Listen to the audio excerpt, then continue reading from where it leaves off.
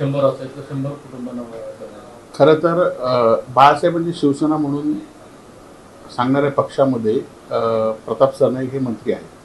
खरं तर बाळासाहेबांच्या वाढदिवसानिमित्त असू दे, बाळासाहेबांच्या जयंतीनिमित्त असू दे, खरं तर हे वाटप केलं पाहिजे. परंतु आता प्रताप सरनाईकांची वाटचाल ही भाजपच्या दिशेने सुरू आहे हे या ह्याच्यावरून दिसतंय.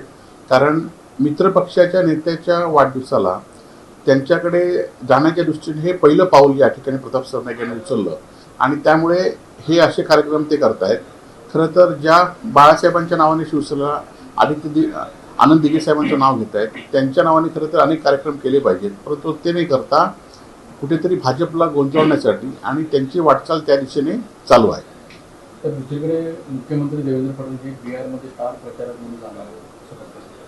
खरं तर मुख्यमंत्र्यांनी संपूर्ण देशामध्ये स्टार प्रचारक म्हणून चालू, परंतु जे आता अपघातग्रस्त मराठवाड्यातील शेतकरी आहेत, ज्यांना आता अजूनही नुकसान भरपाई दिवाळीच्या तोंडावर मिळाली नाही, शेतकरी भरडतोय, खरं तर हे प्रश्न त्यांनी महाराष्ट्रामध्ये सोडले पाहिजेत. लोक तुमच्याकडे आशेने बघतायत आणि नंतर तुम्ही प्रचाराला जावं अशी महाराष्ट्रातल्या जनतेची अपेक्षा आहे. सिंधुदुर्गामध्ये ठाकरे गट आणि मनसे एकत्र येण्याची चर्चा अशी आपली भेट पण देखील मनसेच्या काही पदाधिकाऱ्यांची देखील झाली. काय नेमकी चर्चा झाली? नाही, खरं तर आता आपण बघित असाल की सगळ्याच ठिकाणी या सरकारच्या विरोधात उद्धव बाळासाहेब ठाकरेंच्या नेतृत्वाखाली आणि राजसाहेबांच्या नेतृत्वाखाली संपूर्ण शिवसैनिक आणि मनसे वेगवेगळ्या भागामध्ये येत आहेत.